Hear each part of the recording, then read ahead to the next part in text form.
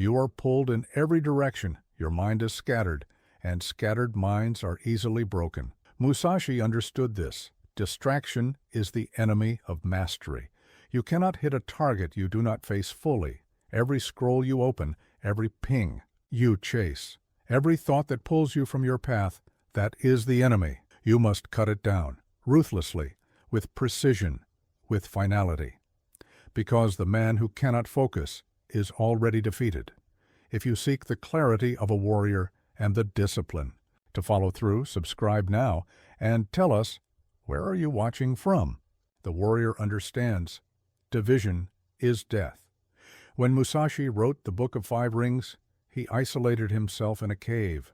No visitors, no distractions, no divided attention, only the work, only the truth, only the singular pursuit of mastery. You cannot create greatness with a fragmented mind. You cannot build anything lasting while your attention scatters like leaves in wind. You cannot become who you are meant to be while living as 10 different people at once. Here's what you must understand.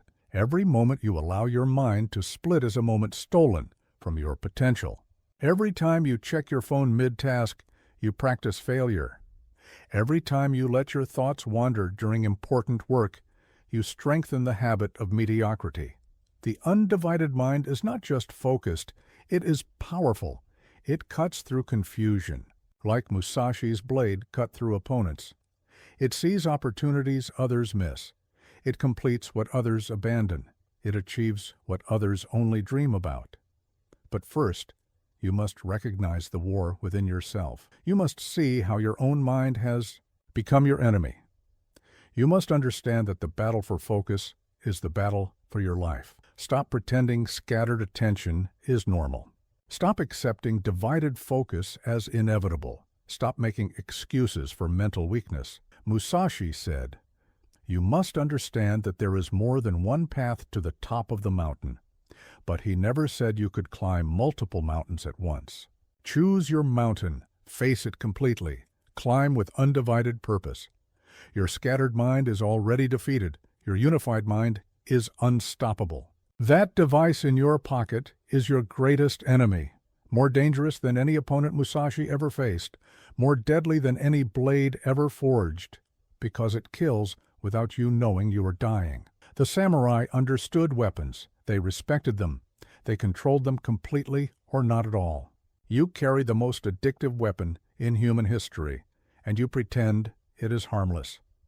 Every ping is an arrow to your focus. Every notification is a cut to your concentration. Every scroll is a step away from mastery. You are under constant attack, and you have invited the enemy inside your fortress. Musashi would have thrown your phone into the nearest river, not from anger, from wisdom. The warrior knows that anything which divides attention during battle leads to death. Your phone divides your attention every moment you allow it power over you. Here is what most people do not understand about technology. It was designed to fracture your mind. Teams of engineers study how to make you check, scroll, and respond compulsively. They weaponize your psychological weaknesses against your own goals. You think you are using your phone. Your phone is using you. Every time you reach for it without conscious decision, you practice mental slavery. Every time you check it mid-conversation, you train yourself in disrespect. Every time you scroll without purpose, you strengthen the habit of wasted life. The average person checks their phone 150 times per day. That is once every 6 minutes of waking life. Your mind never settles. Your focus never deepens. Your attention never rests. This is not living. This is reactive existence. Musashi said, "Do nothing which is of no use." Your phone makes you do 1,000 useless things daily. It makes you respond to people who do not matter about things that do not improve your life. It makes you compare yourself to strangers. It makes you angry about events you cannot control. It makes you weak. The warrior controls his environment completely. He eliminates anything that weakens his spirit or clouds his judgment. He surrounds himself only with what serves his path. Your phone serves everyone's path except yours. But let me ask you this. When was the last time you sat in complete silence for 10 minutes? When did you last finish a task without checking for messages? When did you last have a conversation without glancing at a screen? If you cannot answer these questions, you are not in control. The machine controls you. Here's what you must do. Treat your phone like Musashi treated his sword. Use it only when necessary. Keep it sharp for specific purposes. Never let it control when and how you think. Turn off notifications, all of them. If something is truly urgent, people will find another way to reach you.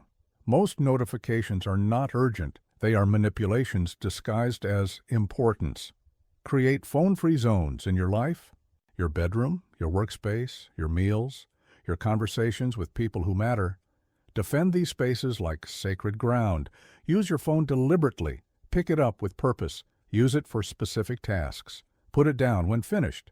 Do not let it become an unconscious extension of your anxiety. The samurai never drew his sword without intention. You should never touch your phone without intention. Remember, your phone amplifies whatever you already are. If you are focused, it can serve. Focus. If you are scattered, it will multiply your confusion. If you are weak-willed, it will make you weaker. The choice is yours. But understand the stakes. Your attention is your life force. Your focus is your power. Your mental clarity is your greatest asset. Do not let a machine steal what centuries of warriors died to protect. You want too much. This is why you accomplish so little. Musashi understood what you refuse to accept. Desire without discipline is the path to mediocrity. Every want that pulls you from your central purpose weakens your ability to achieve anything meaningful. Look at your life honestly. How many goals are you pursuing right now? How many projects did you start but abandon? How many dreams compete for your limited energy? The warrior has one sword, one path, one purpose at a time. You scatter your power across a dozen different ambitions and wonder why none of them flourish. You plant seeds everywhere and water nothing deeply. You chase every opportunity and master no craft. This is not abundance. This is confusion, disguised as ambition. Musashi spent years perfecting the way of the sword, not the way of the sword. And business, not the way of the sword and social status, not the way of the sword and a dozen other pursuits. The sword. Completely, totally, until he became one with the blade itself. Desire is seductive because it promises everything. Focus demands sacrifice because it delivers mastery. Here is what you must understand. Every yes to something unimportant is a no to something that matters. Every moment spent pursuing what you want casually is stolen from what you need desperately. The modern world trains you to want constantly new products, new experiences, new achievements, new relationships, new skills, new everything. It creates artificial urgency around artificial needs. The warrior sees through this illusion. He knows that power comes not from having more, but from needing less, not from acquiring everything, but from mastering something completely. Examine your desires ruthlessly. Which ones serve your highest purpose? Which ones distract from your true path? Which ones exist only because others told you to want them? Cut away what does not serve. Be brutal in this editing. Your life depends on it. Musashi wrote, "Accept everything just the way it is. Do not seek pleasure for its own sake." This is not surrender. This is strategy. When you stop chasing every pleasure, you gain the focus to create lasting fulfillment. Most people lose their lives not to tragedy, but to trivial desires. They waste decades pursuing comfort instead of character. They sacrifice mastery for momentary satisfaction. They choose the easy path that leads nowhere over the difficult path that leads to greatness. But let me ask you this.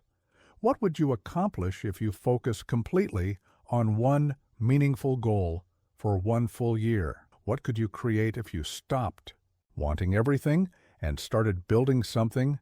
The answer terrifies you because it reveals how much potential you have wasted chasing distractions. Here is your assignment. Choose one primary purpose.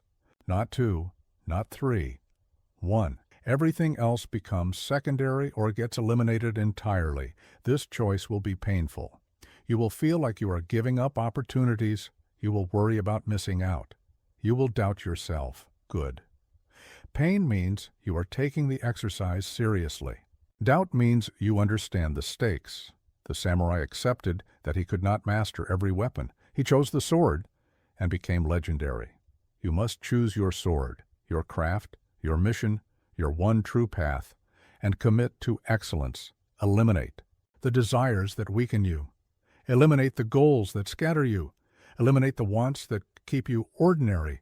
Focus your desire like Musashi focused his blade, sharp, precise, and pointed directly at your target. The man who wants everything achieves nothing. The man who wants one thing completely changes everything. Musashi owned nothing, not from poverty, but from power. When he died, his possessions fit in a single bag, no mansion, no treasures, no accumulation of comfort. Yet he was richer than emperors because he was free from the weight of attachment. You are drowning in possessions that possess you. Look around your living space. Count the objects you have not used in months. Notice the clutter that clouds your thinking. See how your environment reflects the chaos in your mind. Every object you own demands energy. It must be maintained, organized, protected, and worried about. It ties you to locations, obligations, and fears. It makes you heavy when you need to be light. The warrior travels with what he needs, nothing more. He can move quickly when opportunity calls. He can adapt when circumstances change. He can focus completely because nothing unnecessary weighs him down. You cannot move toward your destiny while carrying the accumulated weight of things that do not serve your purpose. Here is what most people do not understand. Attachment is not love. Attachment is fear. You cling to objects, relationships, and situations not because they improve your life, but because you are afraid of change. The samurai prepared for battle by accepting death. This was not morbid. This was liberation. When you accept that you can lose everything, nothing controls you through the threat of loss. What would you do if you lost your job tomorrow? Your home, your savings, your reputation, your comfort? If these thoughts terrify you, these things own you more than you own them. Musashi said, "Become acquainted with every art." But notice what he did not say. He did not say, accumulate every possession. He did not say attach yourself to every comfort. He said learn, grow, adapt, but remain free. Physical possessions are just the beginning. You are also attached to beliefs that no longer serve you, attached to relationships that drain your energy, attached to routines that keep you small, attached to an identity that limits your growth. Cut these ropes. The sculptor reveals the statue by removing everything that is not essential. You must reveal your true self by removing everything that is not you. Start with your physical environment. Choose 10 items you have not used in 6 months. Give them away today. Notice how this small act creates space, not just in your room, but in your mind. Then examine your commitments. Which meetings drain you without purpose? Which obligations exist only from habit? Which activities consume time without creating value? Cut these commitments like Musashi cut through opponents, cleanly, decisively, without hesitation. Next, investigate your emotional attachments. Which fears keep you in situations that limit your potential? Which need for approval prevents you from taking necessary risks? Which comfort zones trap you in mediocrity? This is the hardest cutting of all, but it is the most important. The rope of attachment seems like security, but it is actually a chain. It keeps you tied to what you were, instead of free to become what you could be. But let me ask you this.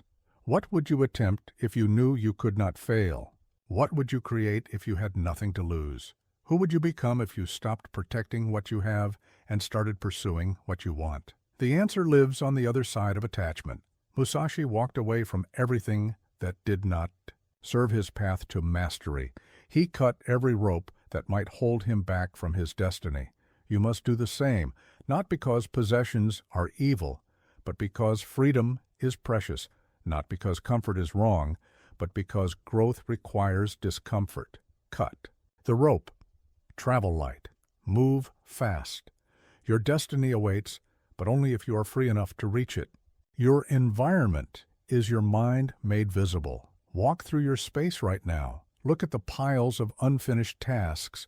Notice the clutter on every surface. See the chaos that surrounds you daily. This is not just mess. This is mental confusion taking. Physical form. Musashi understood what modern people forget. Outer order creates inner clarity. The warrior who cannot organize his weapons cannot organize his thoughts. The man who lives in chaos cannot think with precision. You cannot focus in disorder. You cannot create in clutter. You cannot achieve mastery while surrounded by the debris of abandoned projects and scattered attention. Emptiness is not barren. It is powerful. It is space for new thoughts to emerge, room for deep work to flourish, freedom for your mind to move without obstruction. The tea ceremony teaches this principle. Every object has its place. Every element serves the purpose. Nothing extra exists to distract from the essential experience. This is not decoration. This is meditation made manifest. Your workspace should function like a samurai's dojo, clean, organized, purpose-driven, every tool accessible when needed. Nothing present that does not serve the work. But most people work in chaos and wonder why their thinking is confused. They surround themselves with visual noise and complain about mental static. They create environments that fragment attention and then struggle to focus. This is backwards. The environment shapes the mind more than the mind shapes the environment. Start with your desk. Remove everything except what you need for today's most important task. Put away the books you are not currently reading. Clear the papers that belong elsewhere. Hide the objects that catch your eye but serve no purpose. Notice how this simple act changes your mental state. Feel how emptiness creates space for thought. Experience how order enables focus. Now apply this principle to your entire living space. Not because cleanliness is virtue, but because clarity is power. Each room should have one primary purpose. Your bedroom for rest, your kitchen for nourishment, your workspace for creation. Do not let functions bleed together and create confusion. Remove decorations that do not inspire you. Eliminate gadgets you do not use regularly. Clear surfaces of everything except what belongs there now. This is not minimalism for its own sake. This is strategic emptiness. You are creating conditions where deep work becomes natural instead of difficult. The samurai polished his sword not for beauty, but for function. You must polish your environment not for appearance, but for mentally. Performance? But here is what most people miss. Emptiness must be maintained daily. Chaos returns naturally if you do not actively preserve order. Discipline is not a one-time decision. It is a continuous practice. Spend 10 minutes each evening returning everything to its proper place. This is not cleaning. This is preparing your mind for tomorrow's work. You are creating the conditions for focus before focus is needed. Musashi said, "Pay attention even to trifles." Your environment seems like a trifle until you realize how powerfully it affects your thinking. The placement of objects either supports or sabotages your mental clarity. Empty space is not wasted space. It is space where possibilities can emerge, where new ideas can take shape, where focused attention can operate without interference. Truthfully, warrior does not need many possessions because he has something more valuable, the ability to think clearly and act decisively. This ability requires space, physical space, that creates mental space. Create that space now, not tomorrow, not when you have time. Now, your scattered environment is scattering your mind. Your cluttered space is cluttering your thoughts. Your chaotic surroundings are creating chaotic results. Discipline your environment first. Mental discipline will follow. Emptiness is not the absence of everything. It is the presence of what matters most. Space for your focused mind to do its greatest work. If it does not serve your path, it is your enemy. This sounds harsh until you understand the stakes. Your time is finite, your energy is limited, your attention is precious. Every moment spent on the unnecessary is stolen from the essential. Musashi learned this through combat. In battle, every movement must have purpose. Every technique must advance victory.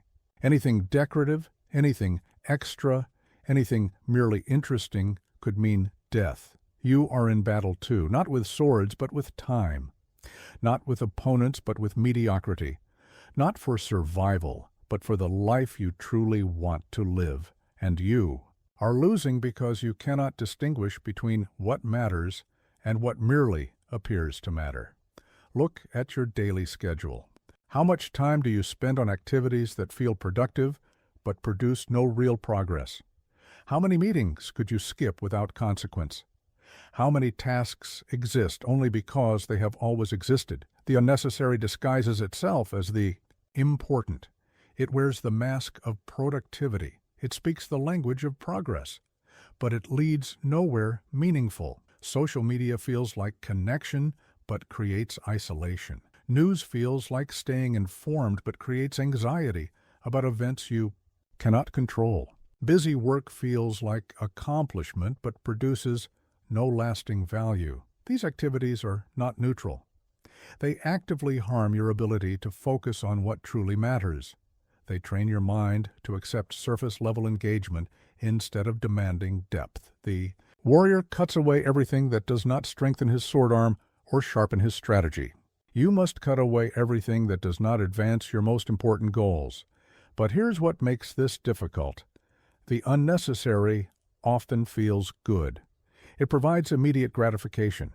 It offers the illusion of progress without demanding real effort. Reading about success feels like working toward success. Planning feels like doing.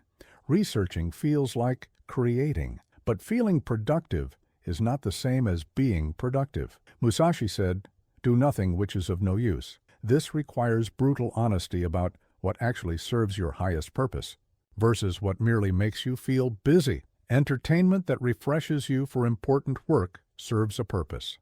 Entertainment that numbs you from important work is your enemy. Rest that restores your energy serves your goals. Comfort that weakens your resolve works against them. The line between necessary and unnecessary is not fixed. It depends entirely on where you're going and what you need to get there. If your goal is to build a business, every book you read should either teach you practical skills or inspire you to continue when times get difficult. If your goal is to improve your health, every meal should either nourish your body or be a conscious choice to enjoy life within reasonable limits. Everything else is unnecessary. Everything else weakens your focus and delays your progress. Start elimination today. Cancel subscriptions to content that does not improve your life. Unfollow social media accounts that make you feel worse about yourself. Stop attending events out of obligation rather than purpose. But let me ask you this. What would you accomplish if you reclaimed just 1 hour per day from unnecessary activities? What could you create with 7 additional hours of focused work each week? The answer reveals how much the unnecessary is costing you. The beautiful can be unnecessary. The comfortable can be unnecessary. Even the good can be unnecessary if it prevents you from achieving the great. This is not about living a joyless life. This is about protecting your joy from being diluted by distractions. Musashi found deep satisfaction in the way of the sword because he eliminated everything that competed with that satisfaction. He chose one path and walked it completely. You must make the same choice. Not necessarily the same path, but the same level of commitment to your chosen direction. Cut away the unnecessary with the precision of a master swordsman. Do not hesitate. Do not make exceptions. Do not convince yourself that your distractions are different. They are not different. They are just your specific version of the same trap that catches everyone who mistakes motion for progress. Serve your path completely. Everything else is unnecessary. You cannot defeat what you do not understand. Musashi studied every opponent before battle, their stance, their preferred techniques, their patterns of movement, their psychological weaknesses. Knowledge was his first weapon. The sword was merely the tool that applied what he had learned. Your distractions are your opponents, and like Musashi, you must study them before you can defeat them. Most people fight distractions blindly. They make vague promises to focus better. They rely on willpower without strategy. They battle symptoms instead of causes. This is why they fail repeatedly. The warrior knows his enemy intimately. He understands when attacks come, why they succeed, and how to counter them effectively. Your distractions have patterns. They have triggers. They have specific times when they grow stronger and moments when they weaken. They have psychological roots and environmental causes. Study them like your success depends on it. Because it does. For 1 week, track every distraction that pulls you from important work. Write down the time it occurred. Note what triggered it. Record how long it lasted. Observe your emotional state before and after. This is reconnaissance. You are gathering intelligence about your own mind. You will discover that your distractions are not random. They follow predictable patterns. They emerge at specific times. They respond to particular emotions. They flourish in certain environments. Some distractions attack when you feel overwhelmed. Others strike when you feel bored. Some emerge from anxiety. Others from procrastination. Some are triggered by external cues. Others by internal states. Each type requires different tactics. If your distraction is checking social media when you feel anxious, the solution is not just avoiding social media. It is learning to manage anxiety without external stimulation. If your distraction is snacking when you feel bored, the answer is not hiding food. It is creating more engaging work surface. Solutions create temporary victories. Deep understanding creates permanent change. Musashi said, "Know your enemy and know yourself." Your distractions reveal truths about your inner state that you might prefer to ignore. The urge to check your phone during difficult tasks reveals discomfort with challenge. The impulse to scroll when you should be working reveals avoidance of responsibility.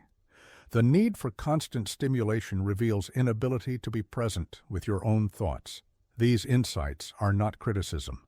They are intelligence. They show you exactly where to focus your development efforts. But most people avoid this honest examination. They prefer to believe their distractions are external problems rather than internal reflections. They blame the environment instead of taking responsibility for their responses. This is tactical error. You cannot defeat an enemy you refuse to understand.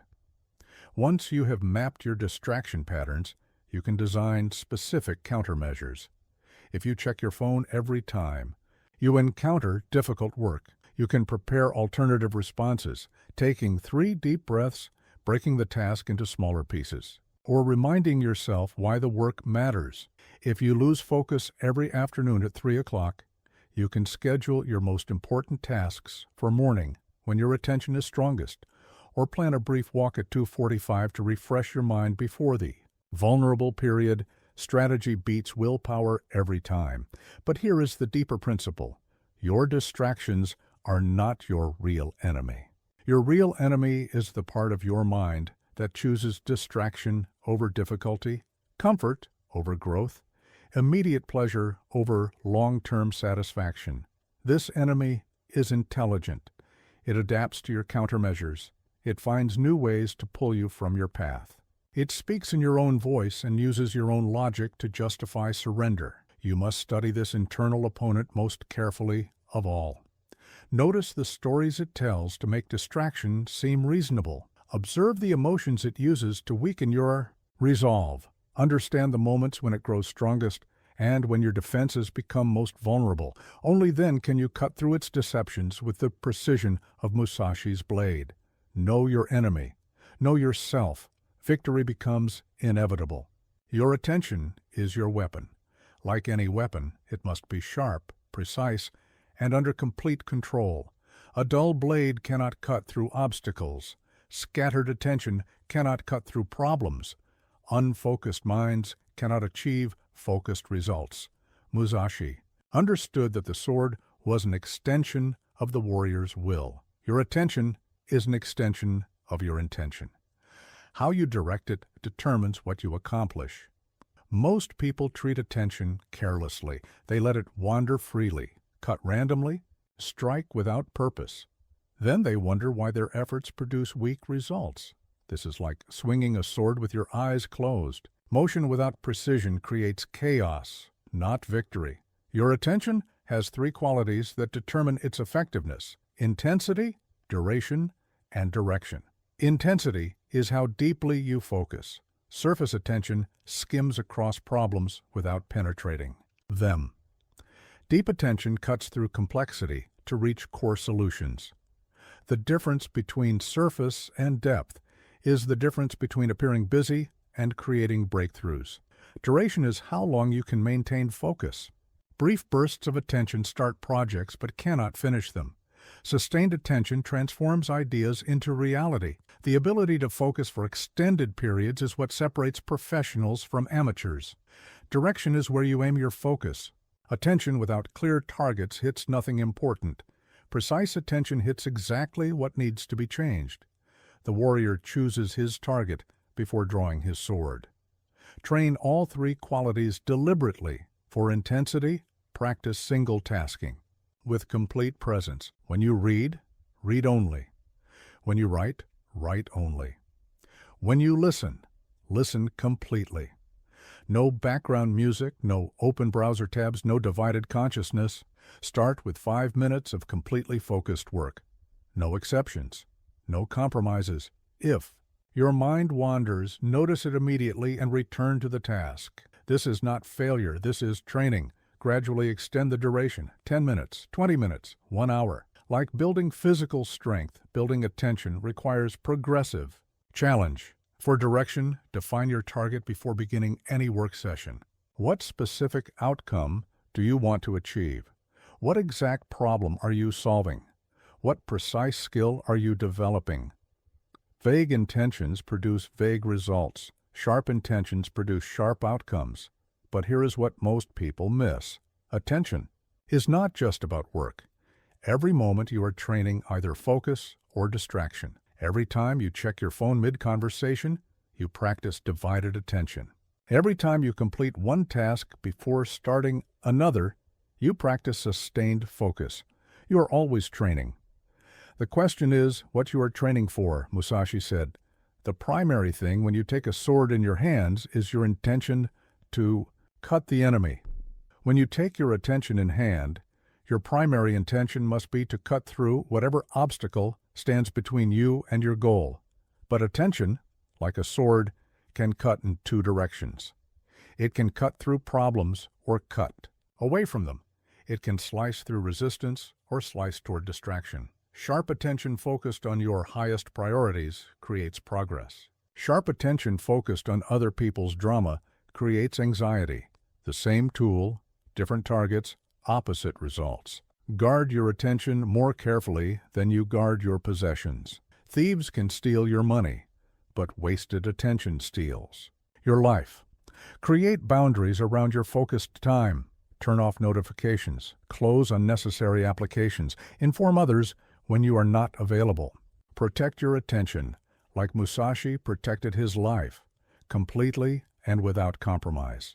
Practice attention meditation daily. Sit quietly and focus on your breath for 10 minutes. When your mind wanders, gently return to breathing. This is not mysticism. This is mental conditioning. You are strengthening your ability to direct and sustain focus.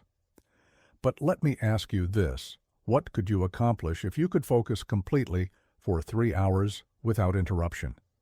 What problems could you solve with sustained, intense attention? The answer exists, but only if you sharpen your blade. Attention is the most powerful tool you possess. It transforms ordinary minds into extraordinary achievers. It turns scattered energy into focused force. It changes intentions into realities, but only when wielded with the precision of a master swordsman. Sharpen your attention. Aim it carefully. Strike with purpose. Everything you want lies on the other side of sustained, focused effort. You do not rise to the level of your motivation. You fall to the level of your systems. Musashi did not wake up each morning and decide whether to practice with the sword. He practiced every day, at the same time, in the same way, until the sword became part of his body and focus became part of his nature. This was not boring repetition. This was the construction of excellence. Most people wait for inspiration before taking important action. They seek motivation before beginning difficulty work. They want to feel ready before starting what matters most. This is backwards. Motivation follows action, not the other way around. The warrior creates conditions where right action becomes automatic. He builds routines that make excellence inevitable rather than optional. Your morning routine determines your entire day. How you begin sets the rhythm for everything that follows. Start with distraction, and distraction will dominate. Start with focus, and focus becomes natural. Musashi began each day with meditation and sword practice, not because he felt motivated, but because these practices created the mental state required for mastery. Design your morning to serve your highest goals, not your immediate comfort, but your long-term success. Wake at the same time daily, not when you feel like it, but when your purpose demands it. Consistency creates momentum. Momentum creates results. Eliminate decision fatigue from your routine. Decide the night before what you will do when you wake. Lay out your clothes. Prepare your workspace. Remove any barriers to immediate action. The first hour after waking is your most powerful time. Your mind is clear. Your willpower is strongest. Your attention is undivided. Use this gift wisely. But here is what successful people understand that others miss. Routine is not restriction. It is freedom. When basic actions become automatic, mental energy is freed for creative work and important decisions. The samurai did not waste mental energy deciding how to hold his sword. The grip was automatic. The stance was natural. The basic movements were unconscious. This freed his mind to focus on strategy, timing, and adaptation. Your routine should make productive behavior as automatic as brushing your teeth. No negotiation. No motivation required. No energy wasted on decisions that should already be made. Create a pre-work ritual that prepares your mind for deep focus. This might be 5 minutes of breathing exercises, reviewing your most important goals, or organizing your workspace. The specific actions matter less than the consistency. The ritual signals to your brain that focused work is beginning. Over time, this signal becomes so strong that focus happens almost automatically when you begin the routine. But routines must serve your goals, not replace them. Some people use routine as an excuse to avoid difficult decisions or challenging work. They organize their desk instead of tackling important projects.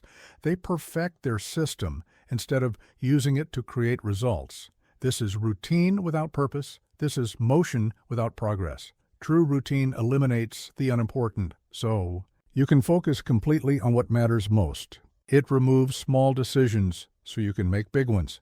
It automates the basics so you can excel in the advanced. Track your routine for 1 week. Notice which habits support your goals and which ones undermine them. Be honest about activities that feel productive but create no real value. Eliminate routines that serve comfort instead of growth. Add routines that make your most important work easier to begin and harder to avoid. But let me ask you this: what would become possible if you could begin your most important work immediately upon waking, without resistance, without motivation, without internal negotiation? The answer lives in the power of rhythm. Musashi said, "Today is victory over yourself of yesterday." Each day you follow your routine is a victory over the part of yourself that chooses ease over excellence. Build the routine. Trust the process. Let rhythm carry you toward mastery. Excellence is not an act but a habit. Make it your most important one. Stop multitasking. You are not efficient. You are scattered. Musashi moved with singular purpose. One target, one strike, one kill. He did not swing his sword in multiple directions, hoping to hit something important. He aimed precisely and struck. Decisively, your mind works the same way. It can focus completely on one task or partially on many tasks. It cannot do both. When you multitask, you practice mental weakness. Every time you switch between activities, your brain must reorient, refocus, and rebuild momentum. You lose time, energy, and quality with each transition. This is not productivity. This is the illusion of productivity. Research proves what warriors have always known. The human mind performs best with single-minded focus. Multitasking reduces efficiency by up to 40% and increases errors by 50%. Yet you continue dividing your attention and wondering why your results are divided too. The modern world encourages this madness.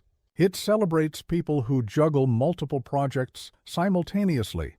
It rewards those who respond immediately to every interruption. It makes heroes of those who never stop moving, even when their movement leads nowhere. This is chaos disguised as competence. True productivity comes from depth, not breadth. From completion, not initiation. From finishing what matters instead of starting what appears urgent. One task, done completely, creates more value than 10 tasks done partially. One project, finished excellently, builds more reputation than multiples. Projects abandoned at 70% completion. But multitasking feels productive because it provides constant stimulation. Your brain receives regular hits of novelty as you switch between activities. This creates the sensation of progress. Without actual advancement, like a drug, it becomes addictive. You begin to feel restless when focusing on one thing for extended periods. You crave the next task, the next message, the next distraction. This restlessness is not efficiency. It is addiction to scattered attention. The warrior chooses his battles carefully. He does not fight on multiple fronts simultaneously unless absolutely necessary. He concentrates his force at the point where victory is most likely. You must do the same with your mental energy. Choose one primary task for each work session, not two important tasks, not one major task, plus several minor ones. One task that deserves your complete attention. Remove everything else from your workspace and awareness. Close unnecessary applications. Put away unrelated materials. Create an environment that supports single-minded focus. Set a specific time period for this focused work. Start with 30 minutes. No interruptions, no exceptions, no compromises. If other thoughts or tasks demand attention during this period, write them down quickly and return immediately to your chosen focus. Do not follow these thoughts. Do not negotiate with them. Acknowledge them and continue. This practice will feel difficult at first. Your mind will resist the constraint. It will generate urgent reasons to check email or start different tasks. This resistance is normal. It is the mental equivalent of physical muscles adapting to new demands. Push through the discomfort. The ability to focus single-mindedly is a skill that strengthens with practice. But here is what separates real focus from fake focus. Real focus produces measurable progress on meaningful work. Fake focus creates busy feelings without significant results. Measure your output, not your activity. Judge yourself by what you complete, not what you attempt. Most people confuse movement with progress. They stay busy to avoid the anxiety of focusing on difficult, important work that might not succeed immediately. This is understandable but destructive. The work that creates real value is often the work that feels most uncertain and demanding. Musashi said, "You win battles by knowing the enemy's timing and using a timing which the enemy does not expect." Your enemy is distraction. Its timing is constant interruption. Your unexpected timing is sustained, single-minded focus. But let me ask you this. What could you accomplish if you focused completely on your most important project for one uninterrupted hour every day for the next month? The answer frightens you because it reveals how much potential you waste through scattered attention. Stop scattering your energy, stop diluting your focus, stop mistaking motion for progress. Choose your target, aim precisely, strike with everything. You have movement with purpose is power. Movement without purpose is just movement. You cannot fight in 10 places at once. The present moment is your battlefield. Show up fully or be defeated quietly. Right now, as you listen to these words, part of your mind is elsewhere. Part of you is planning tomorrow. Part of you is replaying yesterday. Part of you is imagining next week. Very little of you is actually here. This is why you feel scattered. This is why you struggle to focus. This is why your efforts produce weak results. Musashi understood that power exists only in the present moment. The past is information, the future is possibility, but action happens now. Victory happens now. Mastery happens now. When he faced an opponent, he was completely present, not thinking about previous battles, not worrying about future challenges, totally focused on the immediate reality of sword meeting sword. This presence was not mystical, it was practical. The warrior who fights yesterday's battle loses today's opportunity. The fighter who fears tomorrow's defeat creates today's failure. You live most of your life absent from your own experience. Your body sits in meetings while your mind plans dinner. Your hands perform tasks while your thoughts chase problems you cannot solve right now. This mental time travel creates chronic stress and prevents peak performance. You cannot excel at anything while your attention lives in multiple time zones simultaneously. But here is what most people do not understand. Presence is not passive acceptance. Presence is active engagement with current reality. It is bringing all your mental resources to bear on what is actually happening right now. When you are fully present during conversations, you hear opportunities others miss. When you are fully present during work, you notice solutions that scattered minds cannot see. When you are fully present during problems, you find responses that worried minds cannot access. Presence is a competitive advantage disguised as spiritual practice. The technique is simple, but not easy. Whenever you notice your mind has wandered from current activity, gently return it to now. Not with judgment, not with frustration, with the same patience you would show a puppy learning to stay. Your mind will wander thousands of times. This is normal. The strength comes from noticing quickly and returning consistently. During important work, check your mental location regularly. Ask yourself, where is my attention right now? If it has drifted to past or future concerns, guide it back to the immediate task. This is not about suppressing thoughts about other times. This is about choosing when to think about them. Schedule specific times for planning and reflection. During these periods, think about past and future deliberately. During work periods, focus exclusively on present tasks. The samurai sharpened his sword at designated times, not during battle. You must separate the time for mental maintenance from the time for mental performance. But presence extends beyond work into every aspect of life. When you eat, taste your food instead of scrolling your phone. When you walk, feel your feet instead of planning your schedule. When others speak, listen completely instead of preparing your response. These moments of full presence accumulate into a life of deeper experience and greater effectiveness. Most people rush through life trying to get somewhere else. They treat the present moment as an obstacle to endure rather than an opportunity to embrace. They miss the only time when anything can actually happen. Musashi said, "You may abandon your own body, but you must preserve your honor." I say, you may abandon your plans and worries, but you must preserve your presence. Your honor as a focused person depends on showing up completely for your own life. But let me ask you this. What would change if you brought complete attention to your most important relationship for one full day?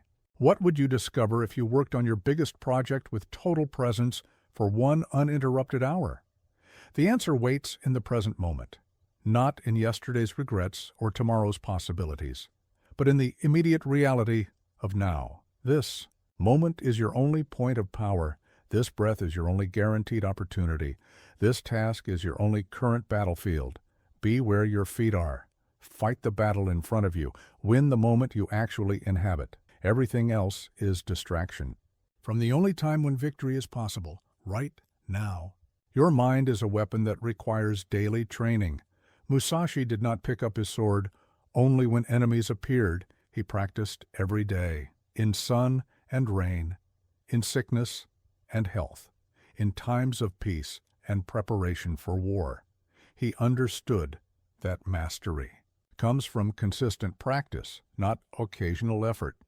The sword skills that saved his life in battle were built through thousands of hours of deliberate training when no battle threatened. Your mental discipline works the same way. You cannot develop focus only when important projects demand it. You must train your attention daily so it serves you when stakes are highest. But most people treat mental training like an emergency measure. They try to focus only when deadlines approach. They attempt discipline only when consequences threaten. They expect peak mental performance without peak mental preparation. This is like expecting to win a sword fight without ever practicing sword work. Your mind requires daily conditioning to perform at its best, not just when you feel motivated, but especially when you do not. Not just for important tasks, but for ordinary moments that build extraordinary capabilities. Start with breath training. This is the foundation of all mental discipline. Sit quietly for 5 minutes each morning. Breathe slowly and deliberately. When your mind wanders to other thoughts, notice immediately and return attention to breathing. This simple practice builds the mental muscle that controls all other focus. Do not underestimate this exercise because it seems basic. Musashi practiced basic sword movements for decades because fundamentals determine advanced capabilities. Your ability to notice when attention wanders and redirect it consciously is the core skill that enables all other mental achievements. Everything else builds on this foundation. Next, practice deliberate attention during routine activities. When you brush your teeth, focus completely on the sensation. When you walk, notice each step. When you eat, taste each bite. These moments seem insignificant, but they are training sessions for your focus. You are conditioning your mind to stay present instead of drifting into automatic distraction. The samurai practiced kata, precise sequences of movements, to build muscle memory and mental clarity. You must create mental kata that train focused attention until it becomes natural instead of forced. Choose one daily activity and perform it with complete consciousness for 1 week. Notice how this simple practice affects your ability to focus during other tasks. But training the mind requires more than meditation and mindfulness. It requires progressive challenge. Set focus goals that stretch your current capabilities. If you can concentrate for 10 minutes without interruption, aim for 15. If you can work for 30 minutes without checking your phone, attempt 45. Like physical training, mental training must gradually increase difficulty to build strength. Comfort zones preserve current ability but prevent growth. Track your mental performance like Musashi tracked his sword technique. Notice when focus is strongest and when it weakens. Identify patterns that support concentration and conditions that undermine it. This self-awareness allows you to design training that addresses your specific weaknesses and leverages your natural strengths. But here is what separates real mental training from feel-good activities. Real training is often uncomfortable. Your mind will resist sustained focus. It will generate compelling reasons to quit. It will offer attractive distractions. Push through this resistance. The discomfort signals that growth is happening. The struggle means you are expanding your mental capabilities beyond their current limits. Musashi said, "Today is victory over yourself of yesterday. Tomorrow is your victory over lesser men." Each day you train your mind is a victory over the undisciplined version of yourself. But let me ask you this. What could you accomplish if your mind were as reliable as a master's sword? What projects could you complete if your attention were as sharp as a samurai's blade? The answer depends on how seriously you take mental training. Your mind shapes your reality. Train it like your life depends on its performance, because in every way that matters, your life does depend on your mind's ability to focus when focus is needed, persist when persistence is required, and cut through distraction when clarity is. Essential: train daily, train deliberately, train like the warrior you are meant to become. Your greatest battles will be won or lost in your own mind. Prepare accordingly. Others will drain your energy if you let them.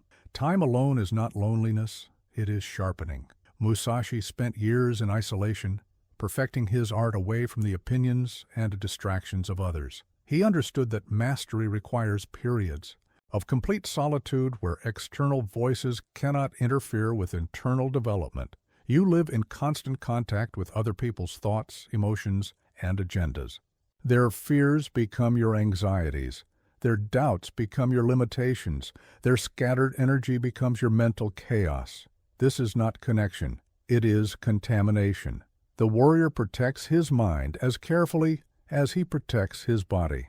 He does not allow others to pour their confusion into his clarity or their weakness into his strength. But modern life makes solitude seem selfish or antisocial. You are encouraged to be constantly available, perpetually connected, always responsive to others' needs and demands.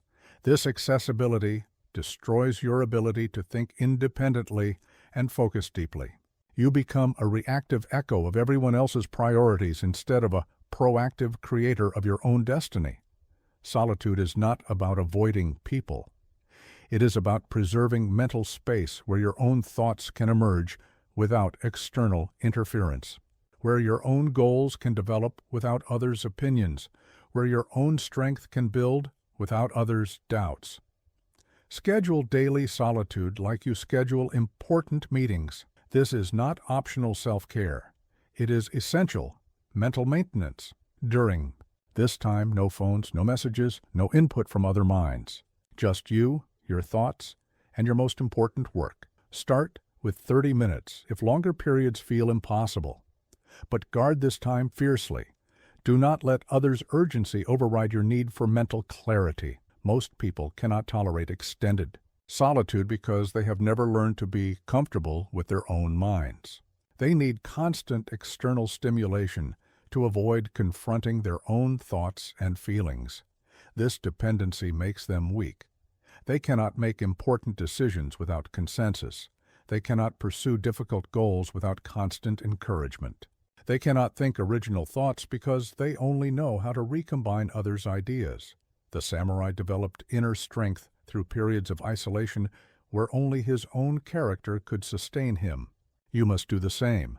Use solitude for your deepest thinking. Plan your most important projects during these quiet hours. Solve your most complex problems when no one else's voice can interrupt your reasoning. But here is what makes solitude powerful. It reveals who you actually are beneath others' expectations and opinions. It shows you what you really want when social pressure cannot influence your desires. Most people discover they are different in solitude than in company, more creative, more decisive, more honest about their true priorities, more connected to their authentic selves. This authentic self is your source of real power. But you can only access it when external voice is quiet enough for internal wisdom to speak. Musashi wrote his greatest work during periods of complete isolation. The Book of Five Rings emerged from solitude, not from collaboration. His deepest insights came when he was alone with his thoughts and experience. Your best work will also emerge from solitude, not because others cannot contribute value, but because your unique contribution can only be discovered when you are alone with your own mind. Protect your solitude from people who want to fill every quiet moment with conversation, from those who mistake your need for thinking time as rejection of their company, from those who cannot understand that some work requires complete mental independence. But let me ask you this. When did you last spend 2 hours completely alone with your own thoughts? When did you last make an important decision without consulting others? When did you last create something purely from your own vision, If you cannot answer these questions, you have been living as an extension of others instead of as yourself. Solitude is not selfish. It is necessary. It is where strength builds, where clarity emerges, where authentic purpose reveals itself. The warrior withdraws to advance. He steps back to move forward. He separates to become whole. Your mind needs space to develop its full power. Give it that space. Solitude is sacred because it is where you meet yourself without masks, without performance, without the need to be anything other than exactly who you are. In that meeting, real power is born. Validation is a louder distraction than failure. If you chase praise, you lose your way. Musashi won 60 duels, yet he sought no fame from these victories. He recorded them not for glory, but for learning. Each battle taught him something about strategy, timing, or human nature. The applause of spectators was irrelevant noise. You live in the opposite manner. You perform for approval rather than improvement. You modify your work to please audiences rather than perfect your craft. You measure success by others' reactions instead of your own growth. This is the path to mediocrity, disguised as the road to success. When you work for applause, you become a slave to others' opinions. Your goals shift to match their expectations. Your standards lower to meet their understanding. Your unique vision gets diluted into something safe and familiar. The crowd applauds what it recognizes, not what challenges it. It celebrates comfort, not courage. It rewards conformity, not innovation. If you want to create something truly valuable, you must often work in directions that others cannot initially understand or appreciate. You must trust your own judgment when others doubt. You must continue when external validation disappears. But seeking approval becomes addictive. Each compliment creates a temporary high, followed by the need for more praise. Each like, each share, each positive comment becomes a small drug that your ego craves increasingly. This addiction makes you weak. You begin to modify your work, not to make it better, but to make it more popular. You choose projects based on what will impress others rather than what will improve you. The warrior works for mastery, not recognition. He improves his skill whether others notice or not. He pursues excellence whether others understand or not. His satisfaction comes from the work itself, not from others' responses to the work. This independence creates real power. When you do not need others' approval, you cannot be controlled by their disapproval. When you do not work for applause, you cannot be stopped by criticism. But ignore the applause does not mean ignore all feedback. The wise warrior listens to useful information from any source. He distinguishes between helpful criticism that improves his technique and meaningless praise that merely feeds his ego. Learn from feedback that makes you better. Ignore feedback that merely makes you feel better. Most praise is empty. People offer compliments to be polite, to make you like them, or to make themselves feel generous. This praise tells you nothing about the actual quality of your work. Real feedback is specific.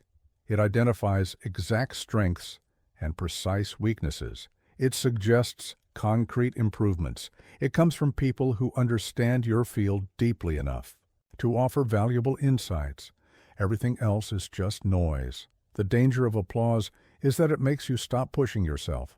Why struggle to improve when everyone says you are already great? Why take risks that might fail when your current approach generates consistent praise? This comfort zone becomes a prison. You repeat what worked before instead of exploring what might work better. You play it safe instead of playing to win. Musashi continued training until the day he died, despite being widely recognized as the greatest swordsman of his era. External validation never made him complacent about internal development. But here is what seeking applause really reveals. You do not trust your own judgment about your work. You need others to tell you whether your efforts have value because you cannot assess quality yourself. This is dangerous dependence Others cannot see your vision as clearly as you can. They cannot judge your progress as accurately as you can. They cannot know what you need to develop next as well as you do. Build your own standards. Learn to recognize good work and weak work in your own field. Develop the ability to assess your performance independently of others' reactions. This self-reliance makes you unstoppable. You can continue working when others doubt. You can improve when others say you are already good enough. You can pursue ambitious goals when others call them impossible. But let me ask you this. What would you create if no one would ever see it? What would you pursue if no one would ever know? What would you become if applause were impossible? The answer reveals your true motivations beneath the need for external validation. Work for that answer. Create for that reason. Become that person. The applause will come and go. Your mastery remains. Walk your path in silence. Let your work speak, louder than others' praise. Comfort is poison. It weakens your blade. Choose the difficult path. Train when others sleep. Focus when others drift. Musashi never sought the easy way. When other samurai lived in luxury, he slept in caves. When they enjoyed elaborate meals, he ate sparingly. When they rested, he trained. This was not suffering for its own sake. This was preparation for mastery. Comfort makes you soft. It dulls your edge. It convinces you that struggle is optional and excellence can be achieved without sacrifice. This is a lie that destroys potential. You live surrounded by comfort, soft chairs that support weak posture, instant entertainment that numbs difficult emotions, easy options that require no growth, constant temperature that never challenges adaptation. These comforts seem harmless. They appear to be rewards for your hard work, but they are secretly training you for weakness. Every time you choose the easy option when a harder one would build strength, you practice mediocrity. Every time you avoid discomfort that would create growth, you reinforce your limitations. The comfortable path leads to an uncomfortable destination, regret for potential wasted and opportunities missed. The warrior chooses discomfort deliberately, not because he enjoys suffering, but because he understands that strength only develops under resistance. Comfort preserves current capability. Challenge creates new capacity. Wake up earlier than you want to. Work longer than you feel like doing. Exercise harder than feels pleasant. Study when you would rather relax. These choices feel unnecessarily difficult until you understand their purpose. They are building the mental and physical toughness required for significant achievement. Most people avoid discomfort so consistently that they lose the ability to function when life inevitably becomes difficult. They cannot persist when projects get challenging. They cannot focus when conditions become demanding.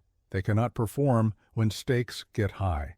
But the person who voluntarily chooses difficulty develops immunity to life's involuntary hardships. He can work when others quit. He can think clearly when others panic. He can continue when others collapse. This strength is not built during emergencies. It is built during ordinary days when you choose growth over comfort. But here is what makes the comfort trap especially dangerous. It disguises itself as wisdom. Your mind will generate sophisticated reasons why you deserve rest, why you should take it easy, why pushing yourself is unnecessary or unhealthy. These justifications sound reasonable, but they lead to unreasonable results. A life spent in the shallow end of your own potential. The samurai understood that the time to prepare for battle is during peace. The time to build strength is when you do not need it. The time to develop discipline is when external pressure does not force it. Create artificial challenges that build real capabilities. Set deadlines earlier than required. Accept projects slightly beyond your current skill level. Volunteer for responsibilities that stretch your abilities. These self-imposed difficulties create the mental toughness that makes real difficulties manageable. But beware of mistaking busy discomfort for productive discomfort. Working long hours on meaningless tasks is not the same as working focused hours on important goals. Being stressed about trivial problems is not the same as being challenged by significant opportunities. Choose difficulties that make you stronger. Not just tired, the right kind of discomfort energizes you even as it challenges you. It feels difficult but meaningful. It pushes your limits while serving your purpose. The wrong kind of discomfort drains you without developing you. It feels difficult and pointless. It creates stress without creating strength. Learn to distinguish between these types and choose wisely. But let me ask you this. What could you accomplish if you were comfortable being uncomfortable?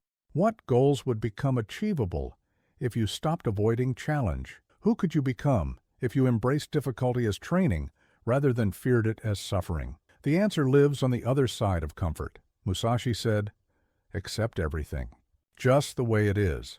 Do not seek pleasure for its own sake. Do not, under any circumstances, depend on a partial feeling. Accept that growth requires discomfort. Accept that mastery demands sacrifice. Accept that excellence costs more than mediocrity. Then pay the price willingly." Your comfort zone is not a safe place. It is a prison. Break free by choosing the difficult path that leads to the life you actually want to live. Comfort today creates discomfort tomorrow. Discomfort today creates strength forever. When you act, act fully. Finish what you start. Half focus is no focus at all. Musashi did not wound opponents and hope they would eventually die. He cut once with complete commitment. One strike, perfectly executed, ended the battle. This principle governed everything he did. When he painted completely. When he wrote completely. When he trained completely. You do the opposite. You start projects with enthusiasm, but abandon them when difficulty appears. You commit partially to important goals while keeping escape routes available. You act with reservation instead of resolution. This half-hearted approach guarantees half-hearted results. When you act without complete commitment, you unconsciously undermine your own efforts. Part of your mind prepares for failure, even as another part works for success. This internal division weakens everything you attempt. The warrior commits fully to each action because partial commitment is already defeat. If you are not willing to put everything into your effort, why begin at all? Look at your current projects. How many are 70% complete?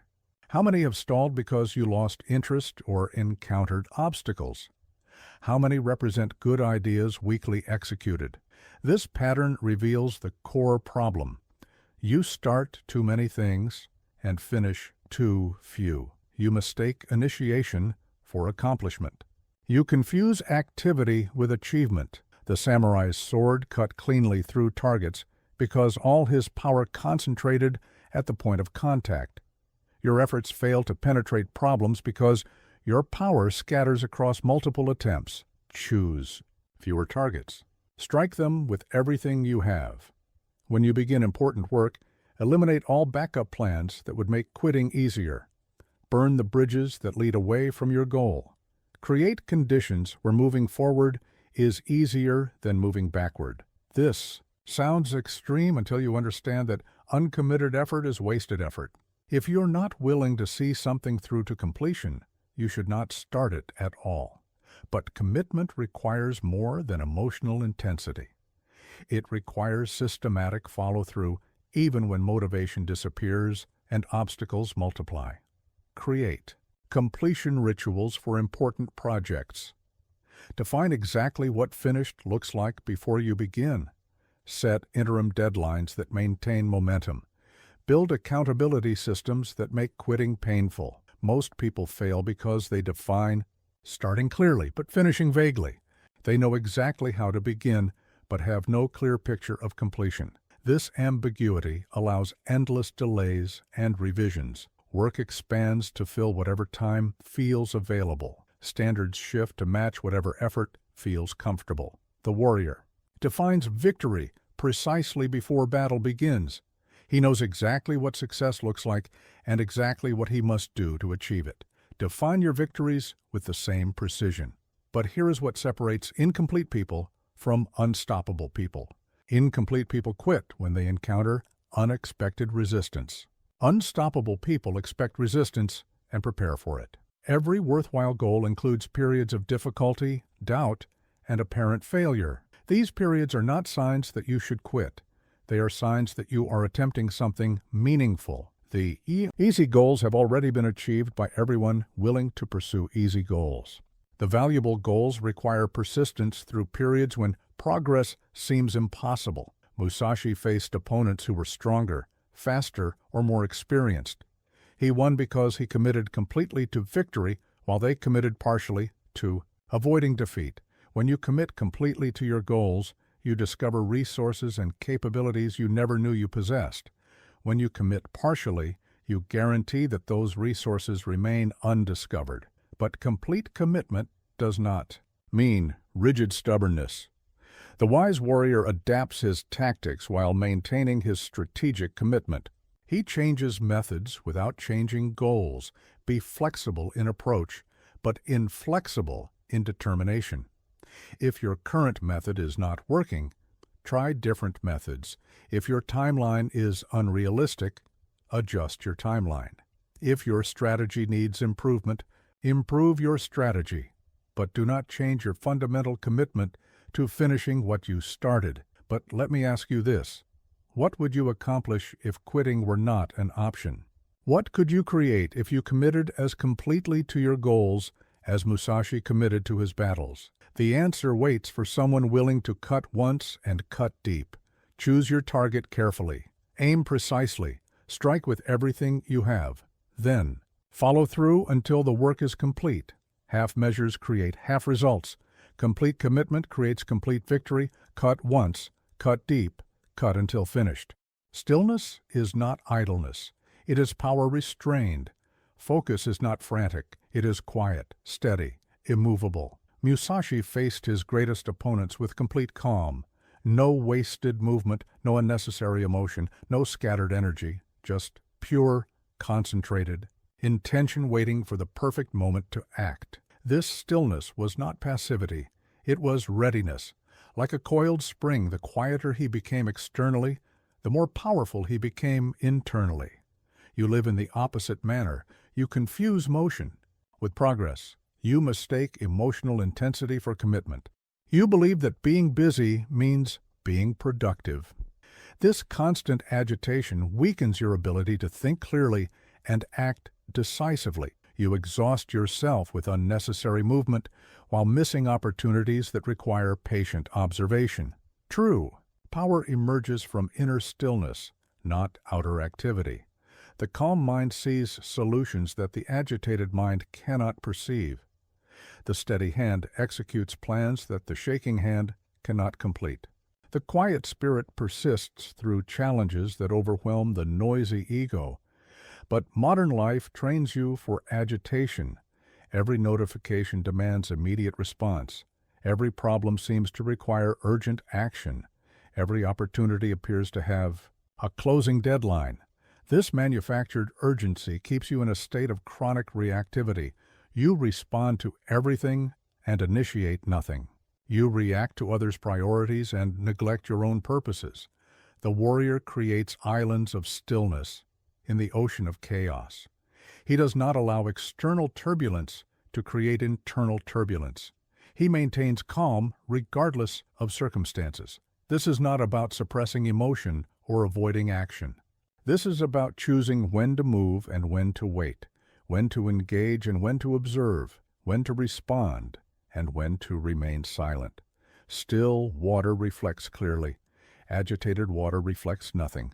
Your mind works the same way. When your thoughts are churning with worry, anxiety, or frustration, you cannot see circumstances clearly enough to respond wisely. When your mind is calm, you perceive opportunities and solutions that were always present, but previously invisible. Practice stillness deliberately. Sit quietly for 10 minutes each day without any goal except experiencing your own mental state. Notice the constant movement of thoughts. Observe the tendency to judge, plan, worry, and anticipate. Do not try to stop these mental movements. Simply watch them with detached awareness. This observation itself creates the stillness you seek.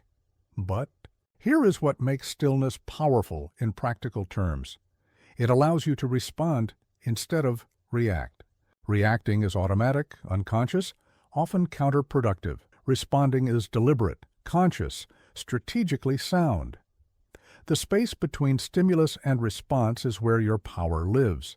Stillness expands that space so you can choose your actions, instead of being controlled by your impulses. When someone criticizes your work, stillness allows you to hear valuable feedback instead of immediately defending your ego. When problems arise, stillness allows you to assess options instead of panicking into poor decisions. This pause, this moment of inner quiet before action, is what separates wise choices from reactive mistakes. But stillness requires practice because your default state is agitation. Years of conditioning have trained you to move quickly, think frantically, and respond immediately to every stimulus. Breaking this pattern takes conscious effort and consistent practice. Start with small situations. When your phone rings, pause for one breath before answering. When someone asks you a question, pause for 1 second before responding. When problems arise, pause for 1 moment before reacting. These tiny pauses will feel unnatural at first. Your mind will generate urgent reasons why immediate action is necessary. Ignore these false alarms and maintain your pause. Gradually extend these moments of stillness until responding from calm becomes more natural than reacting from agitation. The way a samurai understood that battles are often won before they begin. The warrior who maintains inner stillness while his opponent becomes agitated has already gained a decisive advantage. But let me ask you this: what would change if you could remain calm during your most challenging situations? What opportunities would you notice if your mind were still enough to see clearly? The answer emerges from stillness, not from more thinking about stillness. Musashi said, "In strategy, it is important to see distant things as if they were close and to take a distanced view of close things." Stillness provides both perspectives. It allows you to see immediate challenges with the perspective of long-term goals. It helps you recognize long-term consequences in immediate decisions. Cultivate stillness like the warrior cultivates strength, not as decoration for your character, but as foundation for your effectiveness. Inner stillness is outer power. Quiet confidence defeats loud anxiety. Be still. Be ready. Be unstoppable. Musashi feared one thing: dying with his sword unused. Do not die distracted. Live each moment sharp. End with clarity. When Musashi lay dying, he had no regrets about battles unfought or skills undeveloped. He had lived completely. He had used every day to sharpen his abilities and deepen his understanding. He died as he lived, with absolute focus on what mattered most.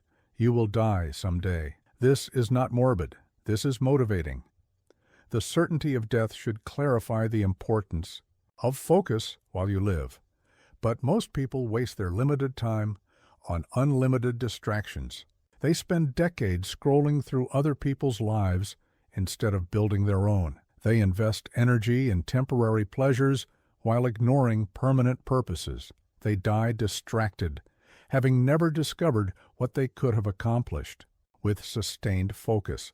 This is the ultimate tragedy, not death itself, but death with potential unexpressed and abilities undeveloped. Imagine yourself at the end of your life, looking back at how you spent your time. What will you regret more? The risks you took or the risks you avoided? The times you focused completely or the times you scattered your attention? The mistakes you made while pursuing meaningful goals or the opportunities you missed while pursuing meaningless distractions? The person who dies with focus intact has no such regrets. He may not have achieved everything he attempted, but he attempted everything that mattered to him. He may not have perfected every skill, but he developed his most important abilities. Completely, he lived fully because he focused deliberately.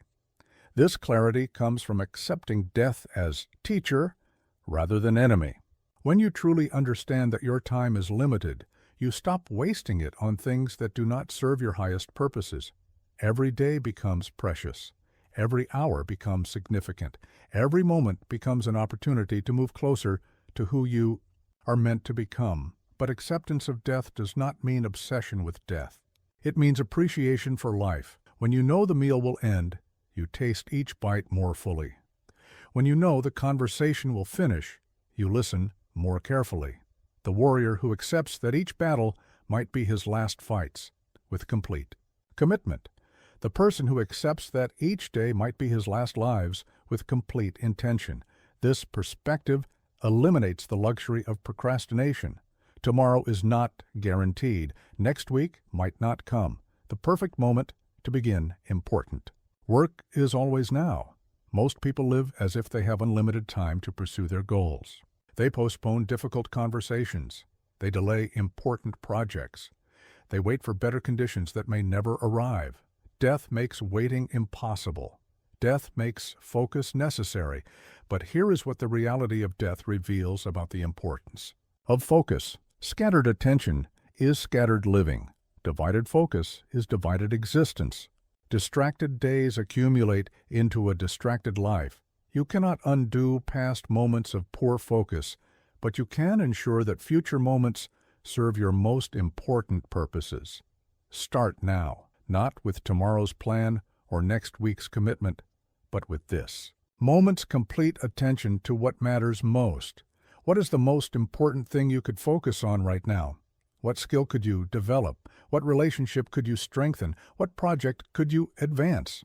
Do that thing with the intensity of someone who knows time is precious, because time is finite. Musashi's final words were about the way of strategy and the importance of following one's true path. Even in death, his focus remained on what he had devoted his life to mastering. What would your final words reveal about how you spent your focus? What legacy would your attention patterns leave behind? The answers to these questions should guide today's choices and tomorrow's commitments. Live so that death finds you in the middle of meaningful work, not meaningless distraction. Die with your abilities fully developed and your purposes completely pursued. Focus is not just about productivity. It is about living without regret. It is about using your mind, your time, and your energy in ways that create lasting value instead of temporary satisfaction. The focused life is the lived life.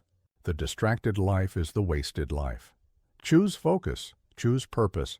Choose to die with your sword sharp and your spirit clear. You already have what it takes. Now go prove it. Let this message speak to you. Subscribe for more powerful mindset content. Let us know in the comments. What part hit you the hardest? Your greatest battle is against your own scattered attention. Win that battle, and you win everything that follows. The way of focus is the way of the warrior. Walk it completely. Live it fully, and it with honor intact.